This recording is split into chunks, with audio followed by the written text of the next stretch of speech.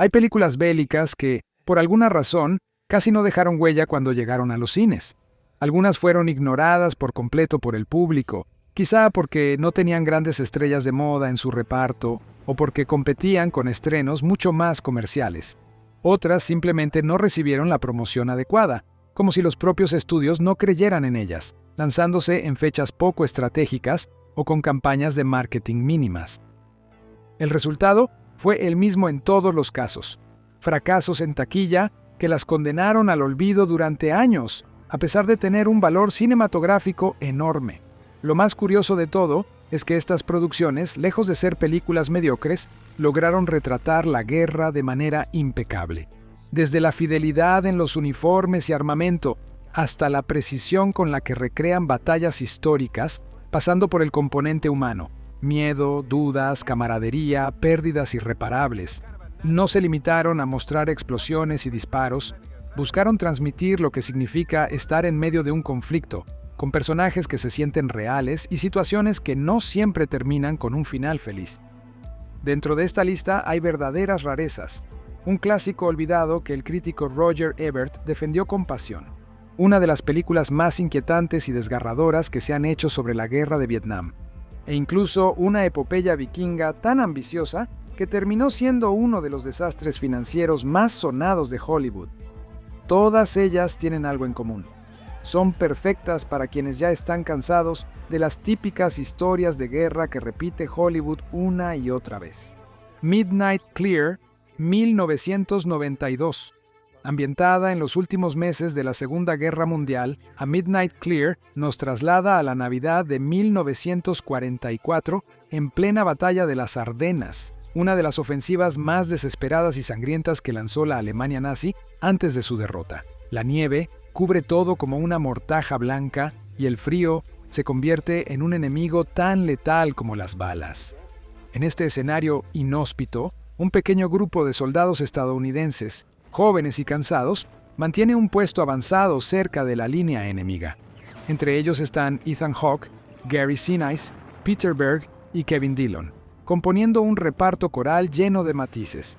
Lo que podría haber sido un encuentro mortal cambia de rumbo cuando se topan con una patrulla alemana que también está aislada, hambrienta y agotada. En vez de abrir fuego, se inicia un extraño intercambio: gestos, palabras, miradas que revelan que, bajo los uniformes, todos son simplemente hombres que quieren sobrevivir. Keith Gordon, su director y guionista, maneja con sutileza la tensión entre el deber militar y la humanidad compartida, evitando los clichés y apostando por el silencio y las miradas tanto como por el diálogo. La crítica la recibió como una obra inteligente, sensible y alejada del espectáculo bélico tradicional, pero el público nunca llegó. Con un presupuesto de 5 millones, apenas recuperó 1,5. Quizás su problema fue que no ofrecía lo que la audiencia esperaba de un drama de guerra en esa época.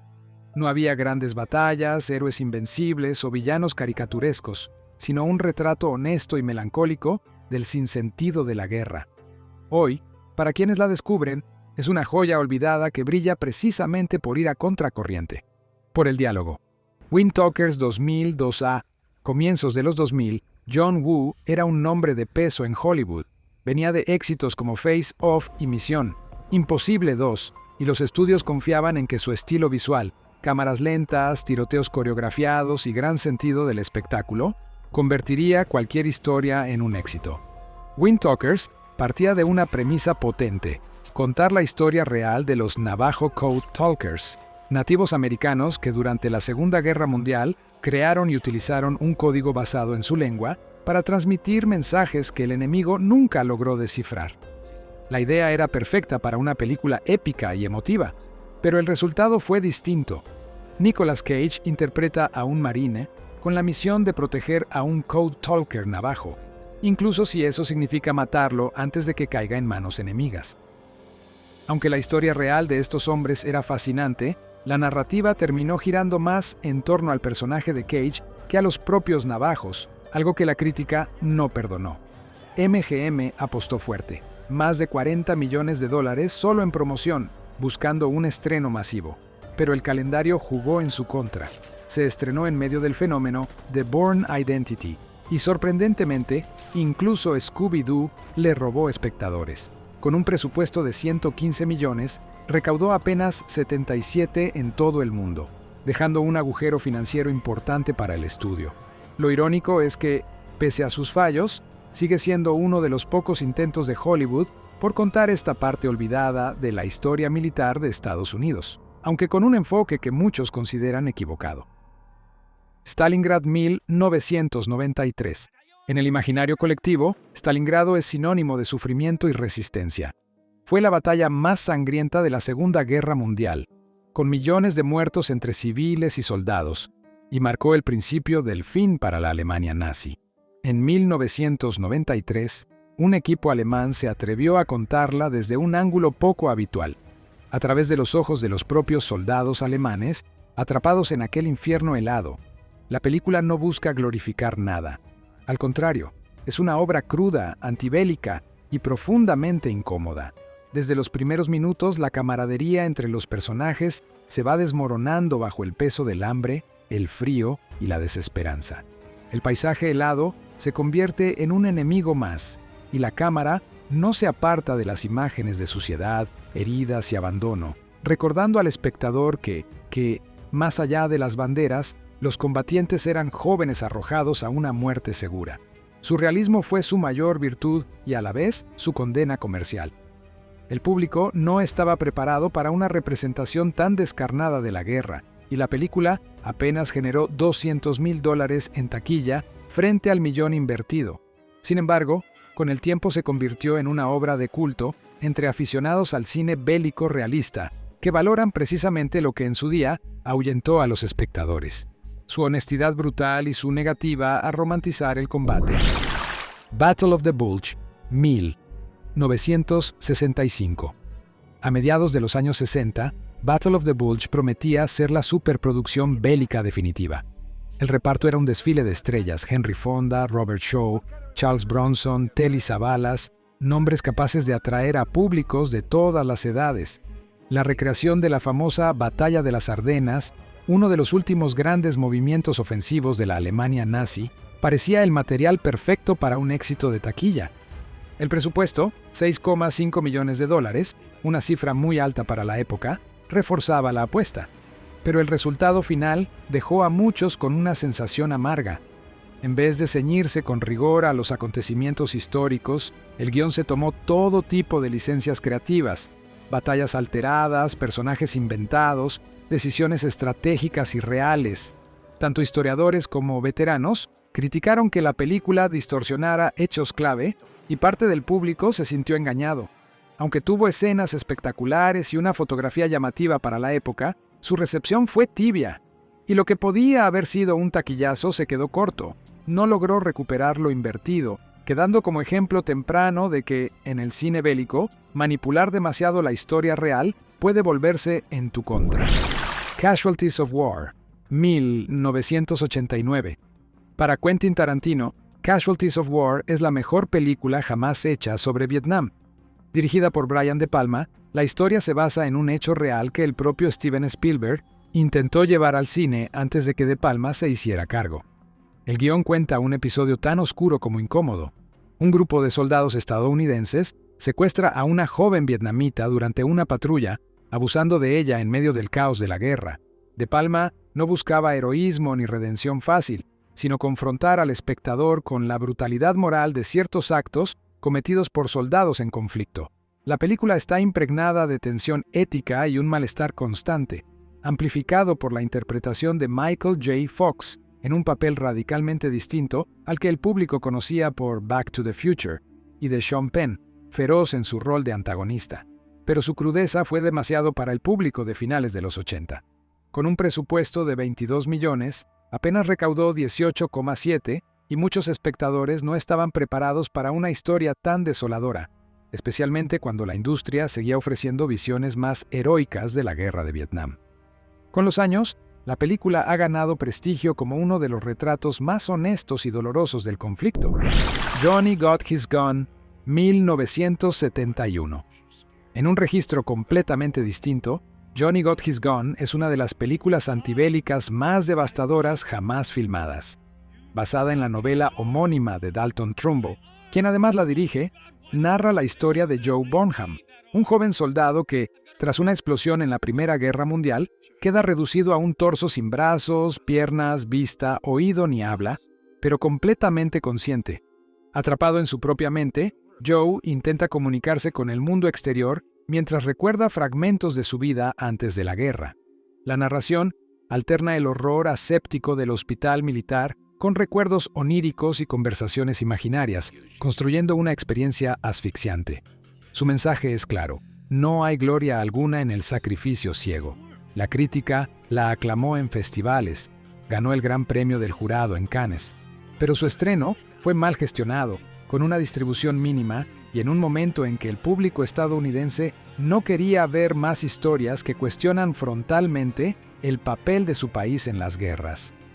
A pesar de no tener una oportunidad real en taquilla, la película se convirtió en obra de culto, especialmente después de que la banda Metallica utilizara imágenes de ella en el videoclip de One, dándole una nueva vida y conectando con una generación que, décadas después, redescubrió su mensaje antibélico. Operación Finale, 2018. A primera vista, Operation Finale tenía todos los elementos para convertirse en un éxito. Una historia real de espionaje internacional, un reparto encabezado por Oscar Isaac y Ben Kingsley, y el atractivo de narrar la captura de Adolf Eichmann, uno de los principales arquitectos del Holocausto, en plena Argentina de los años 60. La trama sigue al equipo del Mossad, encargado de localizar, secuestrar y llevar a Eichmann a Israel para ser juzgado por crímenes contra la humanidad. La producción cuidó la ambientación y las actuaciones, pero el resultado en taquilla no correspondió a las expectativas. Con un presupuesto de $24 millones, solo logró recaudar 17 a nivel global. Algunos culparon a las licencias históricas tomadas por el guión, otros a que la historia ya había sido contada antes en documentales y películas previas, restándole impacto a su estreno. Aún así, para quienes la vieron, la tensión en sus diálogos y el duelo actoral entre Isaac y Kingsley siguen siendo sus grandes virtudes, consolidándose como una obra interesante aunque olvidada rápidamente por el gran público. Kingdom of Heaven, 2005. Ridley Scott, el director detrás de Gladiator, quiso repetir la fórmula del épico histórico con Kingdom of Heaven, esta vez ambientada en las Cruzadas. El elenco era prometedor: Orlando Bloom como el humilde herrero Valiant convertido en caballero, Liam Neeson como su mentor, y Eva Green en un papel cargado de intriga política. Con escenarios monumentales, miles de extras y un presupuesto de $130 millones, la película estaba pensada para ser uno de los grandes estrenos de la década. Sin embargo, los problemas comenzaron en la sala de montaje. El estudio, temiendo que el metraje superará las 3 horas, ordenó recortar más de 1 hora de material. Esto dejó una versión confusa, con personajes mal desarrollados y tramas truncadas. El resultado fue un estreno que decepcionó tanto a críticos como a espectadores, sobre todo en taquilla doméstica, donde se quedó muy por debajo de lo esperado. Curiosamente, años después, el director's cut, con el metraje original restaurado, recibió elogios de la crítica, que la consideró una obra mucho más completa, coherente y emocionalmente poderosa. Es el ejemplo perfecto de cómo las decisiones comerciales pueden arruinar una gran historia, y cómo a veces la redención llega demasiado tarde. The 13th Warrior, 1999, basada en la novela Eaters of the Dead, de Michael Crichton. The 13th Warrior combinaba historia, leyenda y acción. Antonio Banderas interpretaba a Ahmad ibn Fadlan, un poeta y diplomático de Bagdad, que por azares del destino termina viajando al lejano norte y uniéndose a un grupo de vikingos para combatir a una misteriosa amenaza que aterroriza a sus aldeas. La premisa era exótica, el material literario sólido y el presupuesto inicial de 85 millones parecía suficiente para una producción de gran escala. Pero el rodaje se convirtió en un laberinto de problemas. Tras ver un primer corte que no convenció, el estudio trajo de vuelta al propio Crichton para dirigir nuevas escenas y rehacer parte de la historia. El presupuesto se disparó hasta los $160 millones y los constantes retrasos enfriaron el interés del público. Para colmo, el estreno llegó sin una campaña de marketing sólida, casi como si el estudio quisiera quitársela de encima. El resultado fue un desastre financiero. apenas recaudó 61 millones, quedando como uno de los mayores fracasos de su época. Con el tiempo, eso sí, ganó cierto estatus de culto entre los fans del cine de aventuras por su atmósfera única y su inusual mezcla de culturas y mitologías. Come and See, 1985. Come and See es uno de esos raros clásicos del cine bélico que no busca glorificar la guerra ni ofrecer una narrativa cómoda, sino sumergir al espectador en el horror absoluto y sin filtros del conflicto. Esta joya soviética, dirigida por Elem Klimov, narra la desgarradora experiencia de un adolescente bielorruso, Floria, que se ve arrastrado al infierno de la ocupación nazi durante la Segunda Guerra Mundial en plena batalla de Bielorrusia. A través de sus ojos, la película muestra la brutalidad de la guerra de una forma tan visceral que resulta casi insoportable. Pueblos enteros arrasados, atrocidades cometidas sin piedad, la pérdida de la inocencia y el desmoronamiento de la humanidad.